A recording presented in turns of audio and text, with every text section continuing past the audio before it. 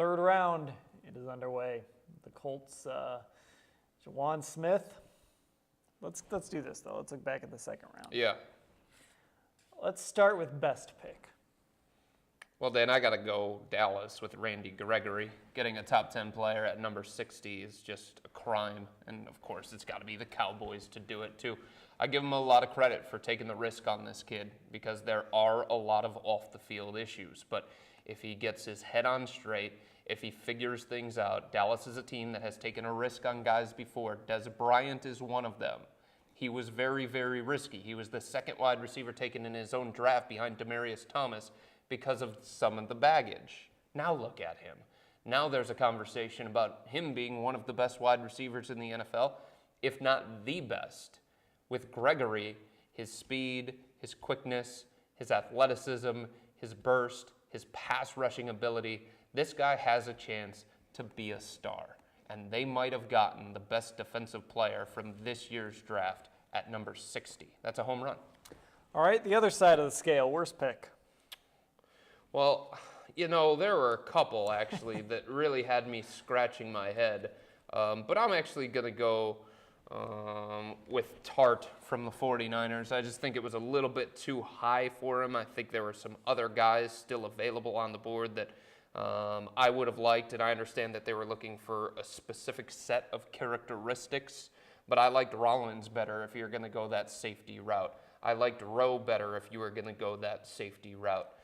Those guys made a little bit more sense. San Francisco doesn't think so. They're going with Tart because of his size, because of his toughness, because of his strength, and so be it. But I just think that's a little bit too high for him. Okay, a little different from best pick. What was your favorite pick? My favorite pick was T.J. Yeldon to the Jaguars at number 36 because so many people were talking about Tevin Coleman and they were talking about Amir Abdullah. I felt like T.J. Yeldon was the third best running back in this year's class behind Todd Gurley, behind Melvin Gordon. I like guys who can either break tackles or make you miss, and I feel like he can do a little bit of both. He's always falling forward.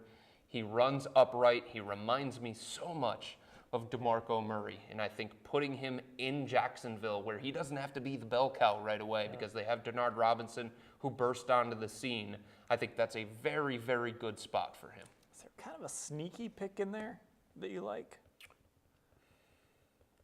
I think Mario Edwards going to Oakland is a very sneaky pick because, as I said, ballyhooed coming out of high school, a lot of hype, never really lived up to it, but dominated in the pre-draft workouts.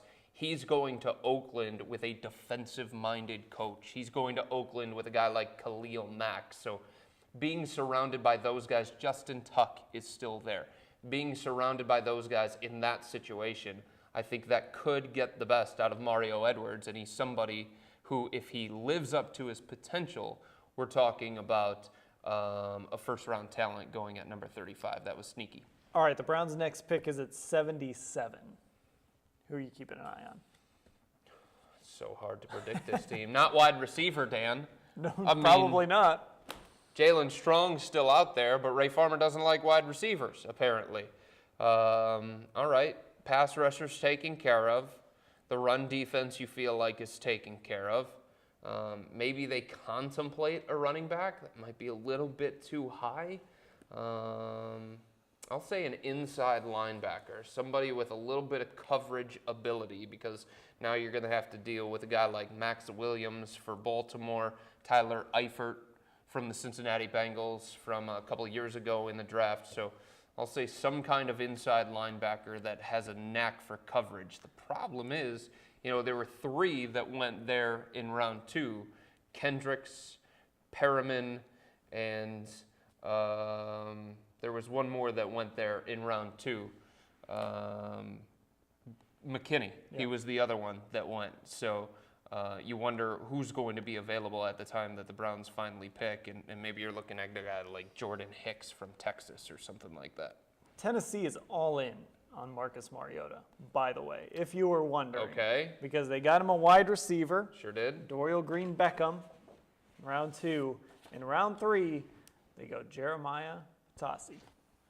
Wow.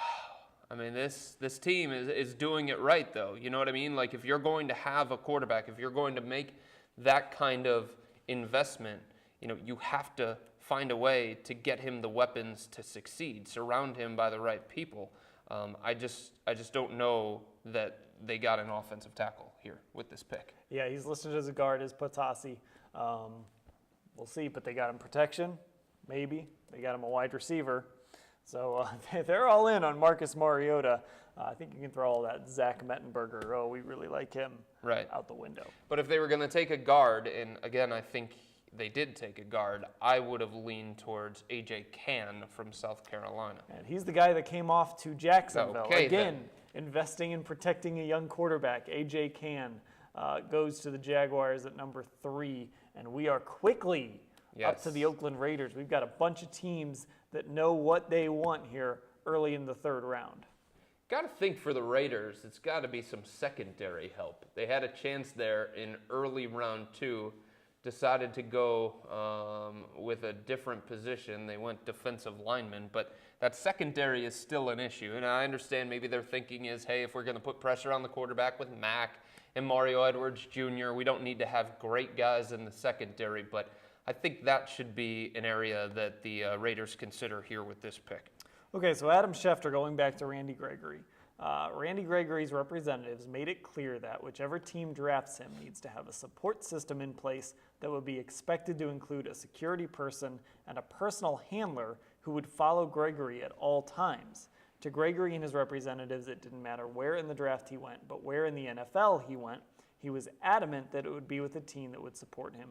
Dallas has been through similar experiences in the past, providing helpers to wide receiver Dez Bryant after he was drafted, and there are expected to be Gregory rules and followers in Dallas as well. That's Adam Schefter on his Facebook page with all of that information. So listen, Randy Gregory seems like he has people in his corner representing him that want this to work. He's going to a place in Dallas, like Adam Schefter mentioned, that has been through this before. Jerry Jones isn't going to mess around here with this pick. So we'll see what happens with Randy Gregory. But that support system in Dallas should be there. And I think it's interesting that he mentions they didn't really, and look, it's easy to say this in hindsight, they weren't concerned with the position he went in the draft. They were concerned with the place he went in the draft. And this goes to the Browns. Maybe, would they have been equipped to meet those needs? It's a very good point, and I think he's approaching this correctly. And again, we were wondering, how's he going to handle being picked number 60 when he felt like he was a first-round guy, and he probably could have been a first-round guy?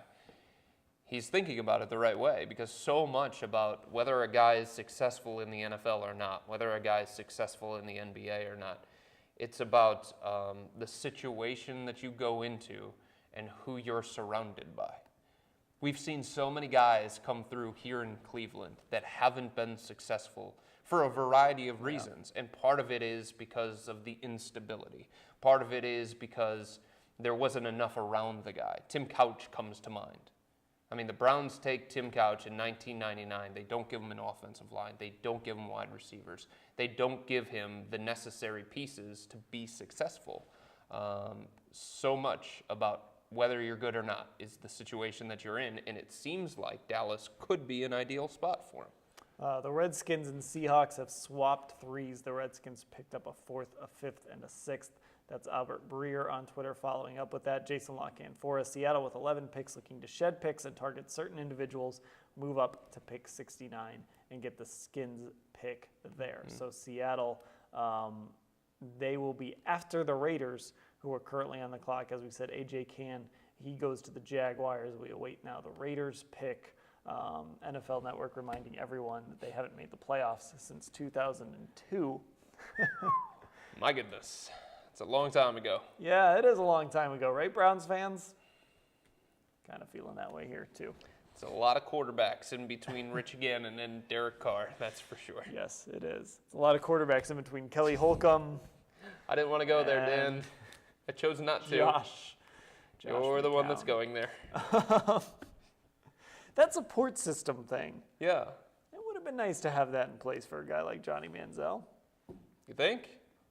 At the same time, as much as you want that support system in place, there has to be some kind of onus on the guy to welcome that sort of thing. You're right. Des Bryant welcomed that. Randy Gregory welcoming that. There are certain guys that are going to say, no. I've got way too much of an ego. Get away from me. I can handle this on my own.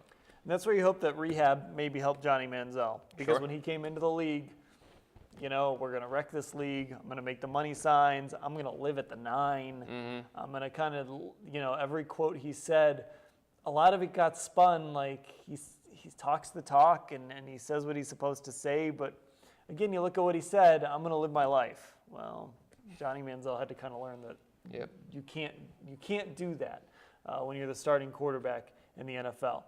That doesn't mean you can't have fun. That doesn't mean you can't party. Because look, starting quarterbacks do that. You got to do it a little more discreetly than Johnny Manziel did it. I'm just seeing this on Twitter, and it's a terrific point. I can't take credit for this one. So far, the Green Bay Packers have taken a baseball player and a basketball player. Now, Rollins was terrific this past year at Miami, being the MAC Defensive Player of the Year. But think about that. Demarius Randall's a baseball player, and they took him at number 30. And then they take Rollins in the second round, and he's a basketball player. Maybe they're up to something up there. Maybe they're trying to build some other things in Green Bay. Try and expand the horizons up there. Maybe fans want something to do when the Packers aren't playing. Sure can't see Danny Shelton playing basketball. Unless he's just out there doing the Kendrick Perkins. Yeah. Setting screens, sometimes illegally. He might be better than Kendrick Perkins. He probably moves. Oh, I hope he moves better. We're awaiting the Raiders pick. Then it'll be the Seahawks, the Texans, the Browns picking at number 77 if they keep that pick. Again, I keep saying it. Watch those fourth rounders. See if Ray Farmer sees someone he likes. He might make those picks in the fourth round. I don't know. But if he sees somebody he likes, he's sitting on those fourth rounders to maybe make a move to get that guy. And we saw it last year with Terrence West. Yeah.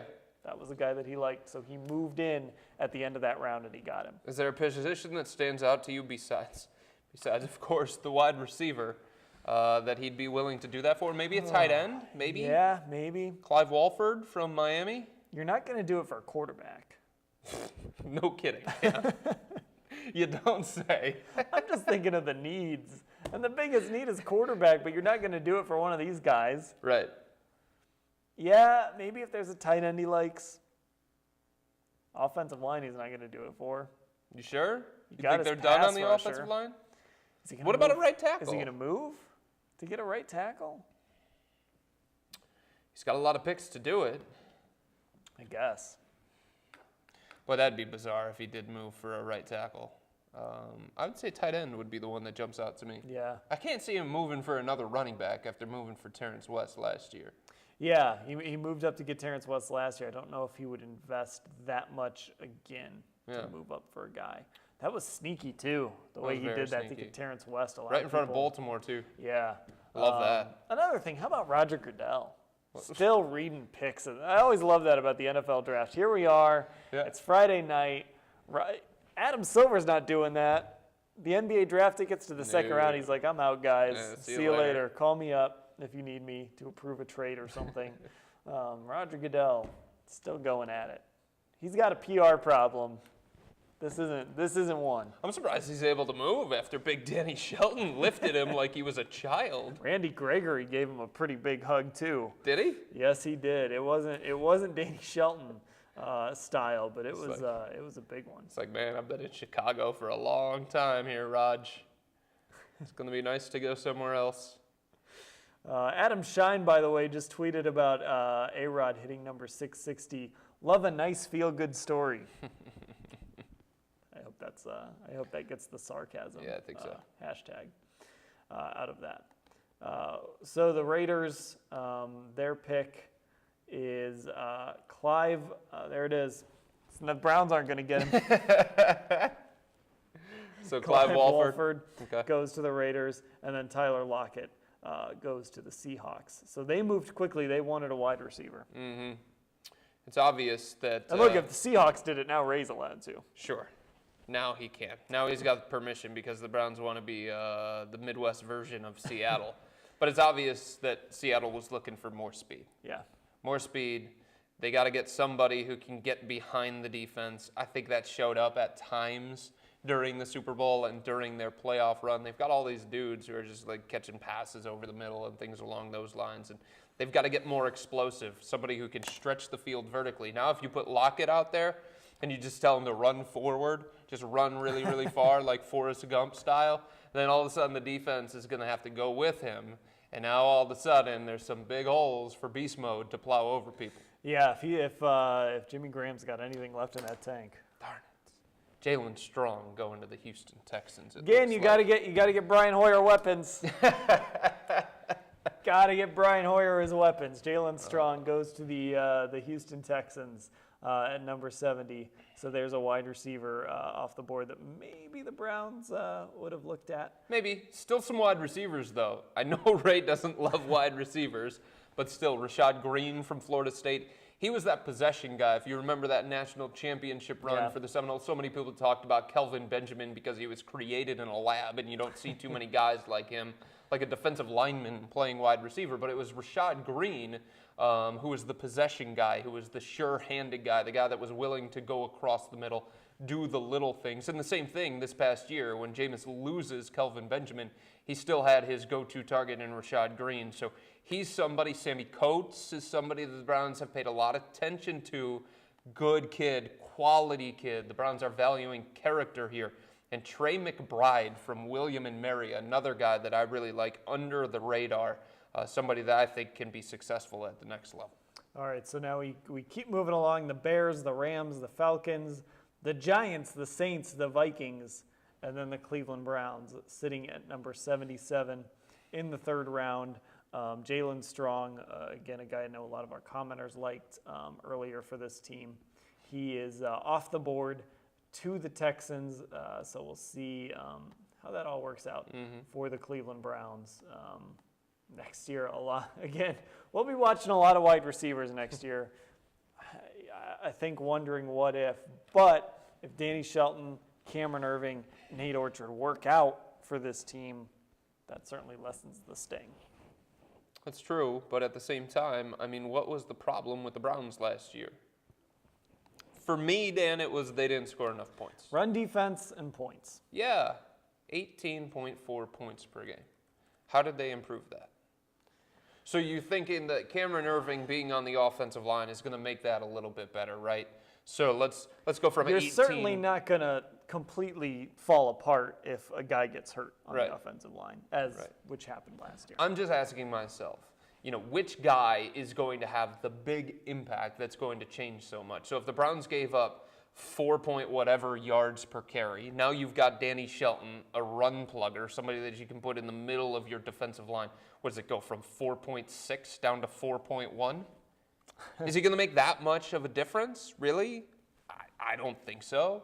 So then you talk about the points per game offensively, 18.4 points per game on offense. So you bring in Cameron Irving because you think that's going to help the offensive line and you think that's going to open up holes for the baby backs. Okay, so you go from what, 18.4 to 19.7 or something like that? You're still not at the level where you need to be. I just feel like there are other positions that they could have addressed that could have had more of an immediate impact than what they did address. So at the end of this thing, I have a hard time giving them anything more than solid. Yeah. Especially with an offensive lineman in round one. I mean, you got to be kidding me. That was the best thing about the team last year. I think there's two things I'll say about what this draft has been so far. So earlier today, I talked to Dennis Maniloff, and I kind of tried to put a word, like you just did, I tried to put a word to this first round. Okay. To that first round. It was before, obviously, the second round. Solid is a word, and I guess all I've been thinking is it was fine. What they did in the first round was fine. I'm not going to tout Ray Farmer as a genius. I'm not going to say that he messed up. It was fine. Yeah. Like they filled a couple of holes. Right. This isn't. I also go back to what Bud Shaw and I talked about last night and what he wrote in his column today. This draft feels like Ray Farmer is comfortable. That this team doesn't have to go out and win 8 or 9 games next year for him to keep his job. I'm not saying they want to win 5 games. I'm not saying they want to win 6 games. I'm sure they want to win 9 games or 10 games. I'm sure they want to get Josh McCown from that lightning in a bottle moment he had in Chicago. And I'm sure they want to have Isaiah Crowell and Terrence West running like they ran when they were really good last year. And they want to get a receiving core that they cobbled together to overperform like the receiving group did last year. Because they do have some good receivers. Not great receivers. Right. They have some good receivers. Right. But I think this is a guy that is comfortable, that feels like he's got permission from his owner to build this team the way he wants to build it. And it's not a 1-year project. It's a 2 to 3 year project. And certainly you have guys like Carlos Dansby and Dante Whitner and Dante Whitner's not ancient, but Carlos Dansby, Paul Kruger, guys that don't have a huge amount of mileage left on those tires. But I feel like Ray Farmer's a guy that's comfortable building this team the way he wants to build it, that despite what we've seen from Jimmy Haslam, maybe now he's ready to kind of go down that route of having some stability. And at least you're going to get maybe this draft and another draft. That's kind of what it feels like. It does feel like that. We'll see. You're absolutely right. Things change when January rolls around. That's nice in theory, right? But if they lose the opening game against the New York Jets, and if they go 5-11, Dan, or 4-12, and they certainly have the offense to go 4-12 or 5-11. That's true. That changes a lot of things, and doesn't the schedule to limp to the finish line again. Sure. Like they did last year. It's nice for Jimmy Haslam to say these things now, and Ray Farmer and Mike Pettin, but when you have an angry fan base over double-digit losses, if it's going to be double-digit losses, that changes things quickly. And again, I say to people who, want to say you tank for Cardale. Let's just take how good Cardale. Let's take how good or bad Cardale Jones might be. Yeah. But I say to those people who are willing to maybe tank for that, are you willing to say that when this team is 1-6? Yeah. Because if you want a high pick next year, you got to be 2-14 or you got to be 3-13. I don't think this team is that bad, for one thing. But are you willing as a fan to accept that in December when this team is sitting at 2-12? Right. Are you willing to accept that? And think about some of the veterans, okay? Carlos Dansby didn't come here to be drafting in the top 10. Randy Starks didn't come here to be drafting in the top 10. Dante Whitner, same thing. And that's why I continue to wonder just how much of this year's draft is going to make a significant impact. Like if you look around at the first round of some of these other teams and what they were able to accomplish, okay? You see guys that you say, well, these guys are going to make a huge impact. These guys are going to change a team from 4-12 to close to 8-8, something along those lines. Like Todd Gurley for the St. Louis Rams changes their offense completely. He can make a huge impact there. He can be the focal point of that offense. Melvin Gordon for the Chargers can now change that offense completely, add a different kind of dynamic there. And I'm just wondering how much this team has changed with these 3 picks. Hronis Grasu goes to the Bears out of Oregon, their center. I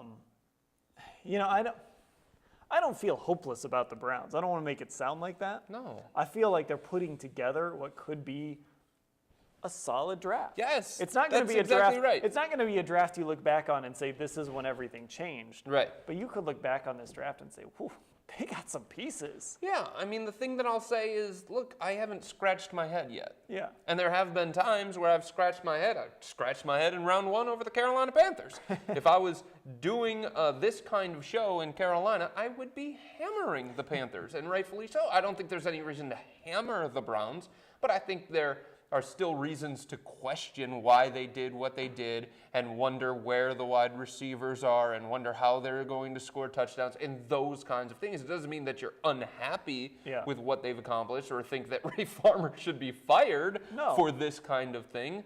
But it's hard to be as excited as some other teams should be right now about their draft. What I'm thinking is you still have a 6 to 8 win team next year.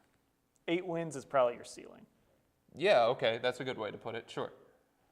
I was going to say eight's generous. Yeah, I don't think you're going to see marked improvement in the win column next year based off of this draft. That's okay. You've got to be okay with that, though, if you're Jimmy Haslam. And this draft is going to happen. I mean, I hope he is, because honestly, I've seen some things I like out of Ray Farmer. He botched that first round last year. He shouldn't have been texting the sidelines or whatever, texting the quarterback's coach. There have been things that he's botched, but I think he's a guy who deserves a shot. I think Mike Pettin's a guy who deserves a shot. And I don't think you're going to see huge improvement from this team next year, but I don't think that's going to be reason to clean house. I hope Jimmy Haslam is feeling that way too. As we get closer to the Browns pick here in round 3, do you have a guy? Are you starting to lean towards one? I don't know. Because if we're talking about trying to change the complexion of the scoreboard and trying to find somebody who's going to make an impact, to me, that's a running back. You know, a guy like Duke Johnson from Miami, just give him the ball, guy's lightning. He's going to go. And they could use a guy like that. Yes. They could use a guy like that. Because Terrence West is tough, physical. He's going to move the chains. He's going to push the pile. And Isaiah Crowell has a little bit of that too, where he's just going to lower his shoulder. He's going to invite contact. You give Duke the ball and you give him a crease, see ya later. Yeah, I mean, if that's what you're going to do, running back by committee, you could use a guy with some speed. Isaiah Crowell has some big playability, but if you can get a guy that's just fast. Right. Yeah, Isaiah Crowell's big playability comes from breaking a tackle. Exactly. That last tackle that he would have to break in order to get there. Duke Johnson comes from just running away from dudes. Tevin Coleman comes from just running away from dudes. All right. We got to take a breather. The Browns pick is coming up. We are up to number 73 now. The Falcons are on the clock. That's coming up next. We're going to take a break here on cleveland.com, getting a little bit closer to that next Browns pick.